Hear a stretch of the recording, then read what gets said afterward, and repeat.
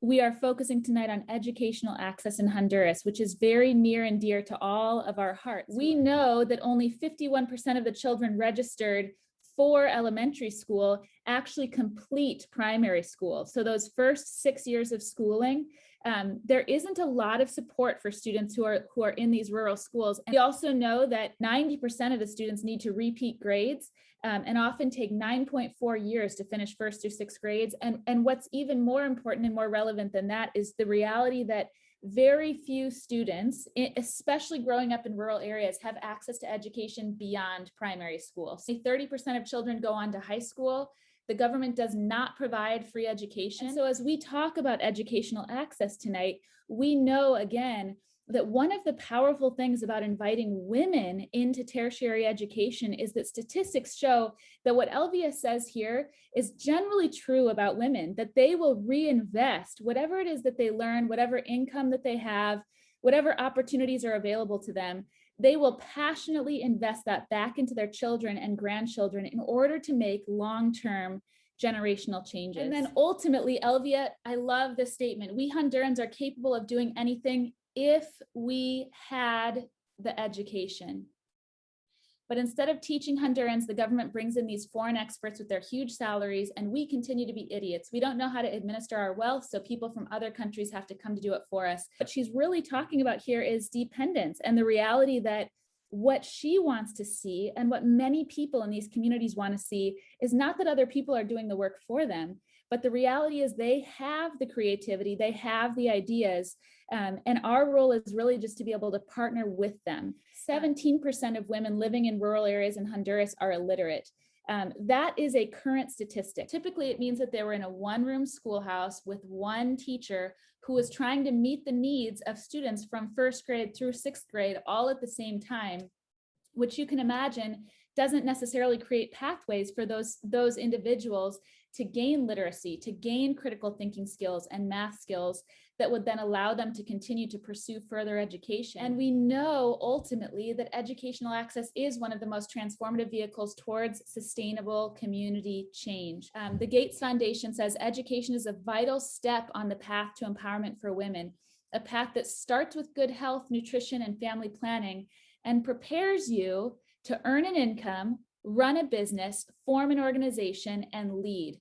And that ultimately is exactly what we're doing at the Leadership Center. We're going to introduce now our graduate speaker, Olga, who again graduated from cohort 1. Currently, she actually is working as a teacher at a community school in Los Valles. Will you start just by sharing with people a little bit about what it was like at TLC during the time when you were on campus there? Okay, hi everyone. I am happy to be sharing this time with you. As Hannah said, I came to TLC in 2011. When I came here, what motivated me to be here, to stay here, was this place will give me the opportunity to learn, to do something new. So just thinking of that make me feel happy and decide to stay here. I didn't have the opportunity to go to the university because my mother, she was the one that gave me the education, because I don't have a father. He died when I was 2 years old. So she was working a lot to see me, in another level of education. So I thought, I don't know what I do, but when this person came and asked me, Olga, do you want to study? I said, yes. He didn't tell me anything. I just said yes. And then he started to tell me about TLC. In my community, there is a banana farm. People plant and work in the banana farm from 6 a.m. to 6 p.m., sometimes until 10 p.m. So that is the only job opportunity in my community. So I had two options: come to TLC to learn more, to learn new things, or stay at home just working to help my mom. I say, no, I want to live Isletas. I wanted to be different. I wanted to do something else, something new. So while I was at TLC, my experiences were really nice. At TLC, we learned about values, about leadership, about community development. TLC changed me a lot in my life, because now I think in others, not just about me. I am thinking about helping. I am working, as Hannah say, in a school. Honduras, we have in the public area, we have kinder in not in the rural areas. Most of them they just have from first to sixth grade. In Los Valles, where I am working, we have from first years to sixth grade, one teacher for 35 children. I am teaching from seventh to ninth grade. After that, we go to get a bachelor. We call first year of career, the bachelor, 2 years or 3 years, right? And then students can go to the university. So I am teaching right now from seventh to ninth grade. We call in Spanish colegio, but you call college to the university.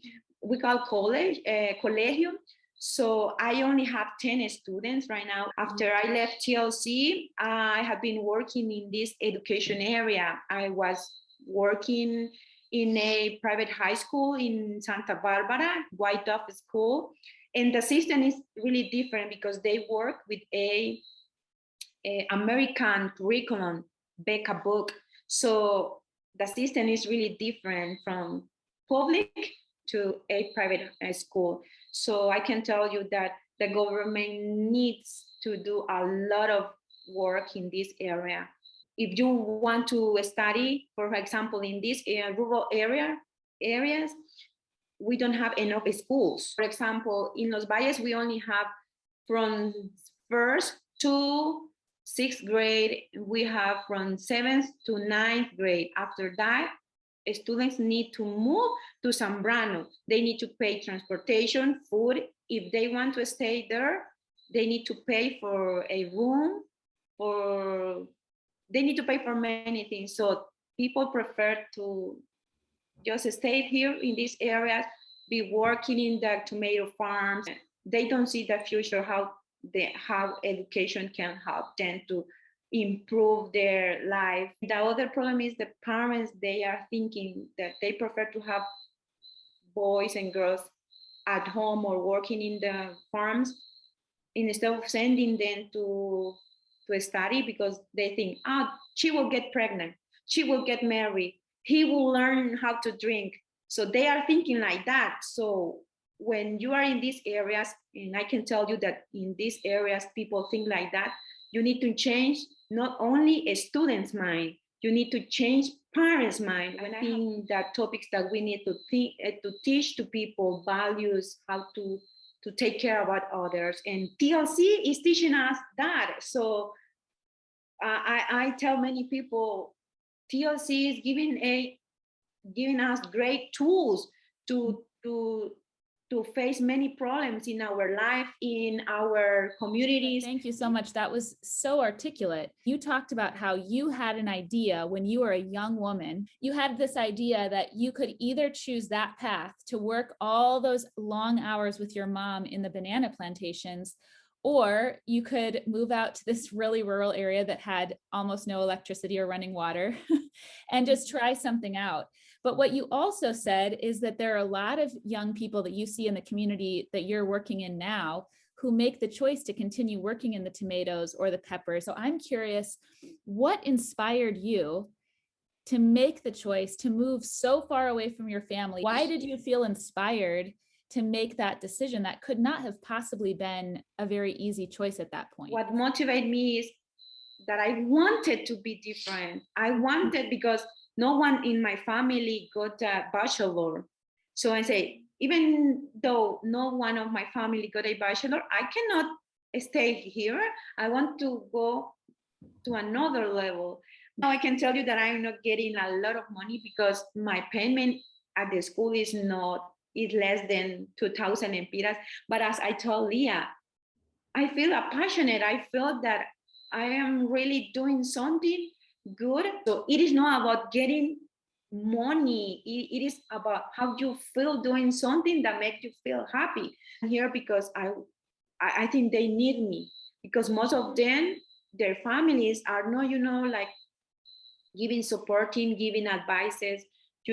So I think that I feel that they need me. So for that reason, I am still here. Zach, will you Even- share with us a little bit or some of the things that your teachers saw in you when you were at TLC that you didn't see in yourself? Yeah, I was telling you that sometimes we don't know what are able to do. So sometimes we feel like, no, I won't do this because I am not able and I'm scared. So when I came to TLC, I learned how to be a different person, how to trust in myself. I learned that we need to to have confidence, not just in what we know, in what we are. So I am doing this because maybe in the future I will see those youth being someone like important people, like, or having a family, because I tell them there will be a time to have your family. Please don't get married to the girls. I tell them, hey, come on, you need to change. There is more outside of this of Los Valles, so you can change many things. Don't stay just here. Don't think that your world is Los Valles. The world is really big. And Sometimes in the US, the parents are very involved to some extent in the children's education. What's it like in Honduras? Are they involved at all, or are they kind of leaving that all up to you? Okay, I will tell you that that is one of the biggest problem that I had. Most of people here, they don't get involved in the education of their child. They just have teacher doing the whole job. So in Honduras, in the public school, the teachers are the ones that work more, the ones that do a lot of job. And some parents, they will, that is the job of the teacher, the government is paying. That's what they say. When you were talking about the civic class, Yeah. because it sounds like it's not too common, which I think in the US it is a little more common. Have you received backlash, or how do parents take those kind of classes, and I guess how do you teach the importance of them? I can tell you that they don't pay too much attention to that class. They say, oh, that is okay. They pay attention more to the math, to the Spanish class. People need to learn more about values, because in Honduras, a lot of people, I can tell you that the values, they don't have those values that are really important. Respect, to be honest, to be responsible, to be, to love others. On November 8th, we'll reconvene and talk about international politics and relations. And thanks again for joining us tonight.